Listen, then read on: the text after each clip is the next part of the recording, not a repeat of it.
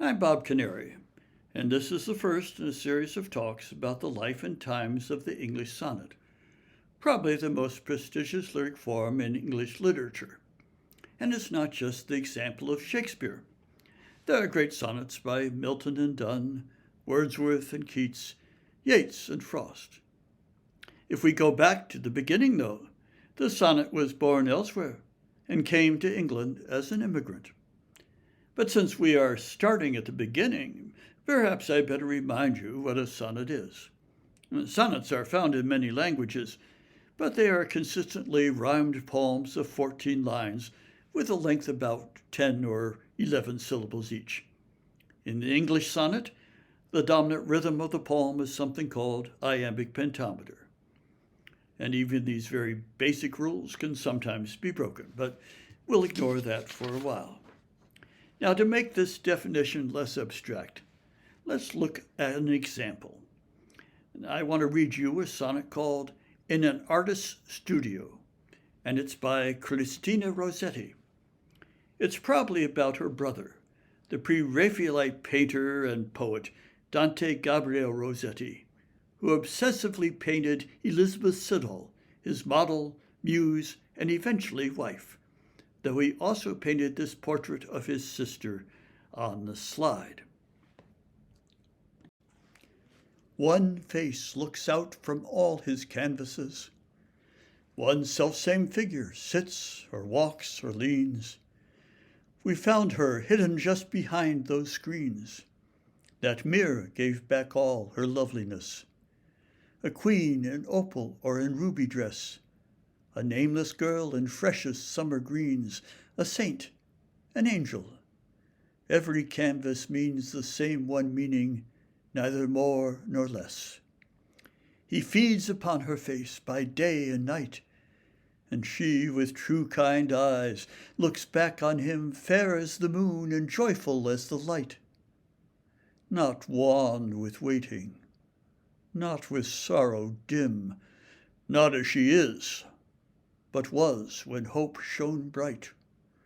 Not as she is, but as she fills his dream. If you've read a certain amount of sonnets, you might guess that this is one just from looking at it. Poems of about this length with lines of about this length do tend to be sonnets. And we have 14 rhyming lines of 10 syllables each. If you noticed a difference between the first 8 and the last 6 lines, then that's another clue, because sonnets often have a kind of break there. As far as iambic pentameter goes, the pentameter means the line has 5 units of 2 or 3 syllables each, and an iamb is such a unit consisting of a weakly stressed syllable followed by a relatively strongly stressed syllable. An iambic pentameter line will have 5 such units, and most lines in this poem are like that. Look at the first of the last 6 lines. Now, pronouns like he aren't usually given as much stress as a nice one-syllable Anglo-Saxon verb like feeds. In the word upon, we stress the pon more than the and so on. We can chant it. He feeds upon her face by day and night. But we don't want a sonnet to sound like a chant. Iambic pentameter may be the main rhythm of the sonnet, but poets try to vary it a bit. In the next line, for example, you have 5 strongly stressed monosyllables in a row. True kind eyes looks back. And in the third line, fair as the moon begins the line with a strong stress followed by a weak one, reversing the normal order. What is consistent here is that all of these lines are 10-syllable lines.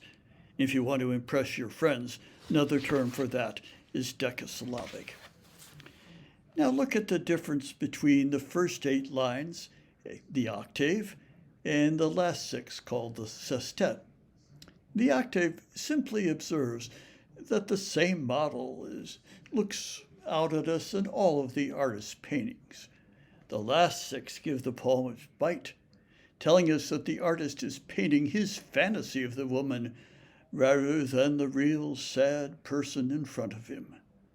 This kind of change is characteristic of sonnets, and it's called the volta, or turn. And tradition places it between the octave and the sestet, as in this poem, although that's not absolutely necessary. There's another difference between the octave and the sestet. Now, the first 8 lines have 2 rhymes, s and ens. The last 6 lines have 2 other rhymes.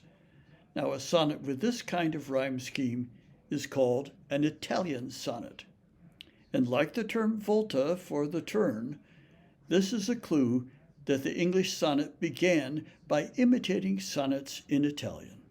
The sonnet is an immigrant. The English sonnet really has a cosmopolitan ancestry. The sonnet was born in Italy, but its own ancestors were songs sung by troubadours in Provençal France. Now, such songs normally celebrated courtly love, the love of a singer for a lady so far above him that he can only worship her and hope that his love will make him a better man, though still unworthy of her. The sonnet is descended from a form called the canzo. And canzos could have a lot of verses sung to the same melody, but they often ended with a shorter stanza called the envoi. In the sonnet, the main stanzas of the canzo become the fixed 8-line octave, while the envoi became the fixed 6-line sestet. The sonnet form was fixed early in the 13th century at the Sicilian court of the Holy Roman Emperor Frederick II, also sometimes known as Frederick III, just to make things more confusing. Now, his court in Palermo was one of the most cultivated in all of Europe. Now, this was also the time when it acquired the requirement that there be a volta, a change of some kind in meaning between the octave and the sestet, and the limitation to 2 rhymes in the octave and 2 or 3 others in the sestet. Now, since English has a much greater variety of word-ending syllables than Italian, limiting rhymes in this way is harder for poets writing poetry in English. I certainly know that myself. And pure Italian sonnets, like Christina Rossetti's, are in the minority, especially good ones. The sonnet's form was set in particular by the leading poet at Frederick's court, Giacomo da Lentini, also known as Jacob the Notary. The sonnet form then made its way north in the hands of the mid-13th century Tuscan poet Guittone of Arezzo, who wrote over 200 sonnets. Guittone also set a precedent of sorts by being exiled from his native town.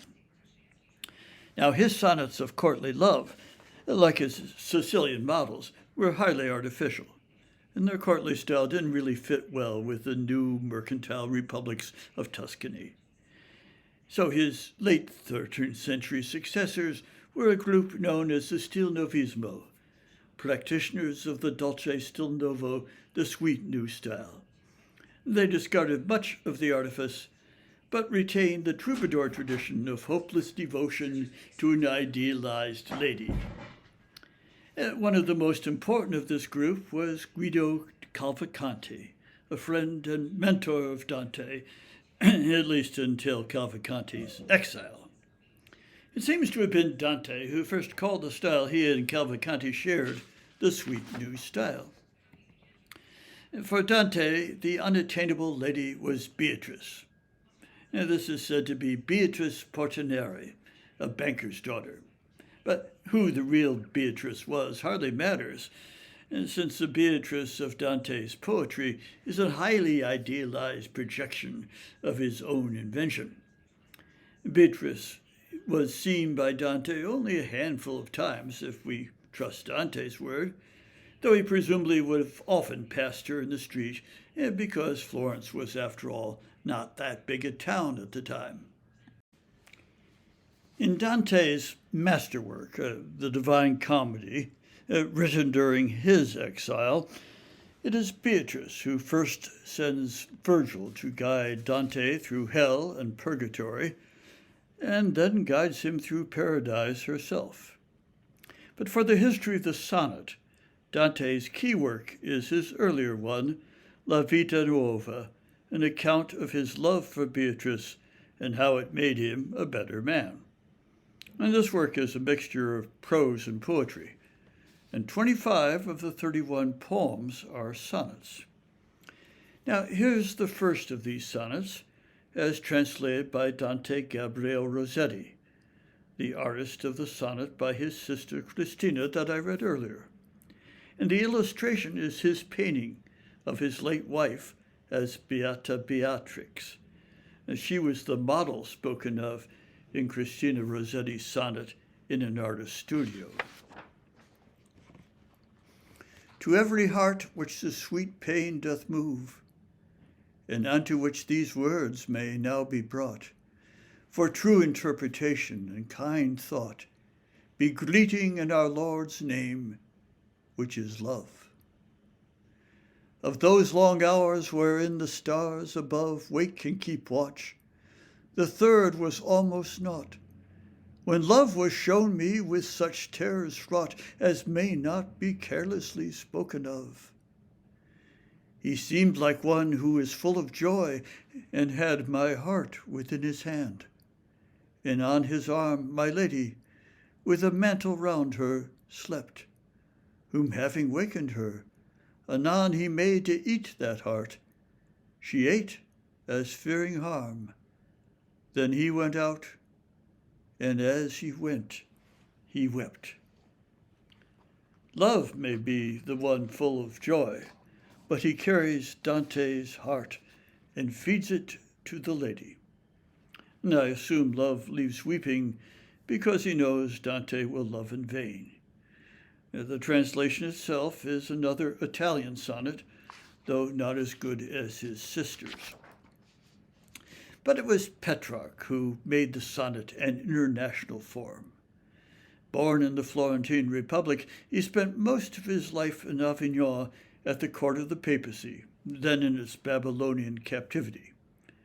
The sonnet had returned to the land of its Provençal ancestors. Now, as one of the first great humanists of the Renaissance, Petrarch was ideologically very different from Dante, but his sonnets to Laura paralleled Dante's to Beatrice. Petrarch says that Laura was unattainable because she was married and therefore turned him down, but the Laura of his poem seems as idealized as Dante's Beatrice, though with fewer religious overtones. In any case, his 317 sonnets to Laura had an immense influence, so much so that the Italian sonnet is also called the Petrarchan sonnet, and because the first English sonnets were translations and imitations of Petrarch's sonnets. But it was a couple of hundred years before the sonnet really arrived in England. While continental Europe was going through the Renaissance and the Reformation, England remained a cultural backwater, preoccupied with dynastic struggles. And the War of the Roses finally ended in 1485 when the Lancastrian Henry Tudor defeated Richard II and married Richard's niece, Elizabeth of York, and took the English throne as Henry VII. Henry VII himself was focused on consolidating his rule and fattening the royal treasury, but his reign saw the Renaissance culture begin to come to England. The importation of Renaissance culture was a major feature of the court of his son, Henry VIII. Now, these days, Henry VIII is best known for killing off his wives, creating the Anglican Church, and other questionable deeds.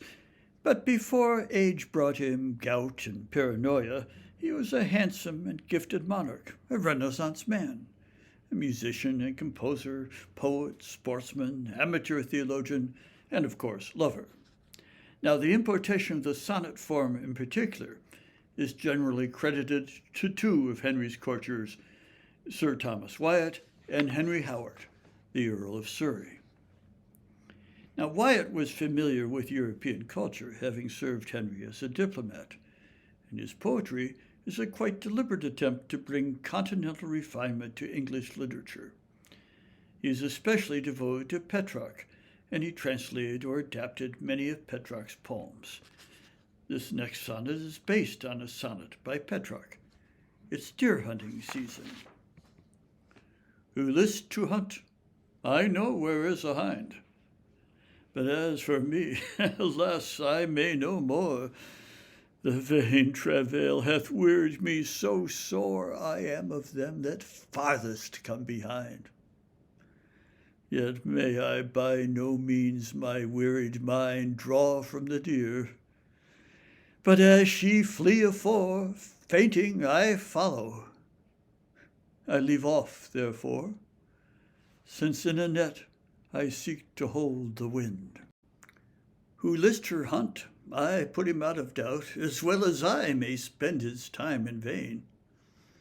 And graven with diamonds and letters plain, there's written her fair neck round about, Noli me tangere, for Caesar's I am, and wild for to hold, though I seem tame.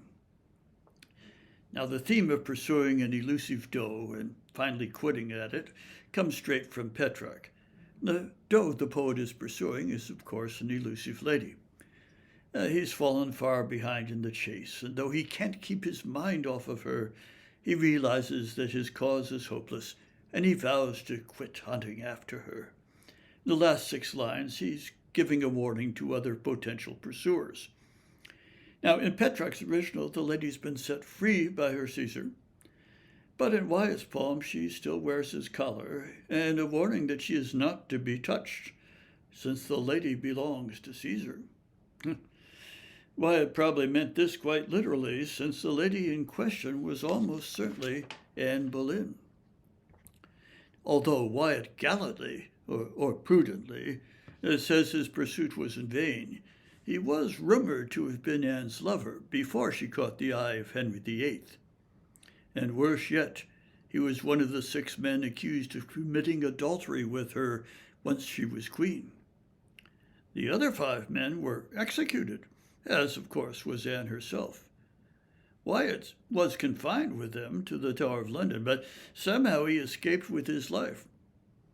By the way, he incidentally divorced his own wife on the grounds of her adultery. Tudor England was a lively place. Now, when Wyatt did die, by the way, his friend Surrey wrote a sonnet in his honor, which I would read you if I thought it were any good. If we look again at Wyatt's poem, the Italian source of it is obvious. As in Italian, we have a 14-line poem divided into an octave, the first 8 lines, and sestet, the last 6 lines, and with only 2 rhymes in the octave, and a clear change in direction, a volta or turn, between the octave and the sestet. That is, the first 8 lines are about the poet's giving up the hunt, and the last 6 lines warn others against attempting it. Now, instead of the 11-syllable lines, which are characteristic, as it happens, of Italian sonnets, we have mostly 10-syllable lines, which is characteristic of most sonnets in English. And the poem ends with the last 2 lines rhyming, a couplet, and not at all usual in Italian sonnets, but also frequent in the English sonnet. Wyatt is beginning to set the pattern for English sonnets. Now, Whoso lists to hunt is more of an adaptation than a translation, but Wyatt also attempted straight translation. Here is his translation of sonnets of Petrarch's sonnet number 140. The long love that in my thought doth harbor, and in mine heart doth keep his residence, into my face presseth with bold pretense, and therein campeth, spreading his banner. She that me learneth to love and suffer, and will that my trust in lust's negligence be reigned by reason, shame, and reverence, with his hardiness taketh displeasure. Wherewithal unto the heart's forest he fleeth, leaving his enterprise with pain and cry, and there him hideth, and not appeareth. What may I do when my master feareth, but in the field with him to live and die? For good is the life ending faithfully. The lady is none too happy to have the poet show his love for her too obviously. Now here's a translation of the same Petrarch sonnet by Wyatt's friend Surrey. Love that doth reign and live within my thought, and built his seat within my captive breast, clad in the arms wherein with me he fought, oft in my face he doth his banner rest. But she that taught me love and suffer pain, my doubtful hope and eke my hot desire, with shamefast look to shadow and refrain, her smiling grace converteth straight to ire. And coward love then, to the heart apace taketh his flight, where he doth lurk and plain, his purpose lost, and dare not show his face. For my lord's guilt thus faultless bide I pain, yet from my lord shall not my foot remove. Sweet is the death that taketh end by love. Now, Wyatt escaped execution despite having been accused of adultery with Anne Boleyn, but Surrey wasn't quite that lucky. He did survive being Anne's cousin, and the cousin as well of Catherine Howard, another of Henry's queens beheaded for adultery, perhaps with better evidence than in Anne's case. Surrey's given name, remember, was Henry Howard. And here is Catherine Howard's portrait. In fact, Surrey made it almost to the end of the reign, but convinced there was a Howard plot to usurp the throne from his son Edward, Henry had Surrey and Surrey's father, the Duke of Norfolk, condemned and to death. Surrey was beheaded shortly before Henry's own death, though Surrey's father survived because Henry's death came before the father's execution date. But let's take another look at Surrey's Petrarch translation, this time looking at the rhyme scheme. Instead of the first 8 lines being a single unit held together by just 2 rhymes throughout, we have 2 separate quatrains, each with its own pair of rhymes. In the first 4 lines, it's thought, fought, breast, rest, and in the next 4 lines, pain, refrain, desire, ire. Now, like the Wyatt translation, the last 6 lines are divided into 4 lines with a pair of rhymes, space, face, plain, pain, and then the final couplet, the last 2 lines, with a different pair of rhymes, remove and love. English pronunciation has changed a bit through the centuries. Now, what we have in effect is 3 quatrains and a final couplet. And this kind of form makes finding rhymes a lot easier for the poet by eliminating the problems created by the differences between Italian and English endings. Now, it's Surrey's major contribution to the evolving form of the English sonnet, and has become the most usual form of the sonnet in English, its prestige having been increased by having been the usual form of Shakespeare's sonnets. And because Shakespeare used it so much, it is often called the Shakespearean sonnet. So poor Surrey doesn't get the credit he deserves. Now look for it in this next sonnet, which is not a translation, but a Surrey original. Set me where the sun doth parch the green, or where his beams do not dissolve the ice, in temperate heat where he is felt and seen, in presence pressed of people, mad or wise. Set me in high or yet in low degree, in longest night or in the shortest day, in clearest sky or where the clouds thickest be, in lusty youth or when my hairs are gray. Set me in heaven, in earth or else in hell, in hill or dale or in the foaming flood, thrall or at large, alive whereso I dwell, sick or in health, in evil fame or good, hers will I be, and only with this thought content myself, although my chance be naught. That is to say, no matter where you put me, I am hers, and that's my only consolation for this hopeless love. And let me make a couple of technical observations, even though they may interest me more than you. First, in terms of the sense of the poem. The first 12 lines are the "put me anywhere" part of the poem, as indicated by all 3 quatrains beginning "set me." The "I'm still hers" part of the poem is reserved for the final couplet. That means that the volta, the turn, comes after the 12th line rather than after the traditional 8th line. And this is another innovation of Surrey's.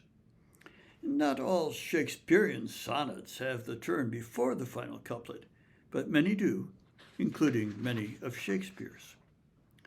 Now, second, it is clearer in Surrey's sonnets than in Wyatt's that the 10-syllable line is to be read as predominantly iambic pentameter, da-dum, da-dum, da-dum, da-dum, da-dum.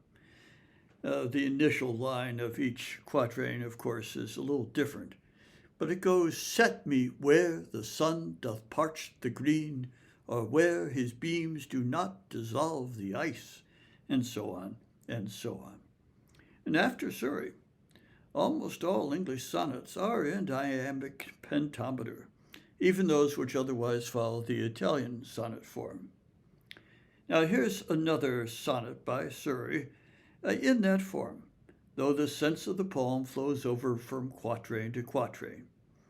It was published under the title "Complaint that his lady, after she knew his love, kept her face always hidden from him." The poet's ladies don't seem to like them to show his love. Now, I might warn you in advance that a cornet, in this poem and in Elizabethan parlance in general, is not a brass instrument, but a woman's headdress, an elaborate one capable of hiding her face. "I never saw my lady lay apart her cornet black, in cold nor yet in heat, since first she knew my grief was grown so great, which other fancies driveth from my heart. Not to myself I do the thought reserve, the which unawares did wound my woeful breast, but on her face mine eyes might never rest, yet since she knew I did her love and serve. Her golden tresses clad alway with black, her smiling looks that hid thus evermore, and that restrains which I desire so sore, so doth this cornet govern me, alack. In summer, sun, in winter's breath, a frost, whereby the light of her fair looks I lost." Well, Wyatt and Surrey did not survive, but the sonnet is going strong even today. In the next period, sonnet sequences are particularly important, and I think I'll talk about that in the next talk in this series. In the meantime, if you would like to dip into some more early sonnets, you can find most of those I've talked about today on the internet. Just Google Wyatt or Surrey. And if you like the feel of an actual book, I particularly recommend the Penguin Book of the Sonnet. In the meantime, I am glad to have talked to you today, and if you have comments or questions, feel free to address them to me. I'm Bob Canary. I'm a retired professor of English from the University of Wisconsin-Parkside, and you can reach me through my email, canary@uwp.edu. Thanks for listening.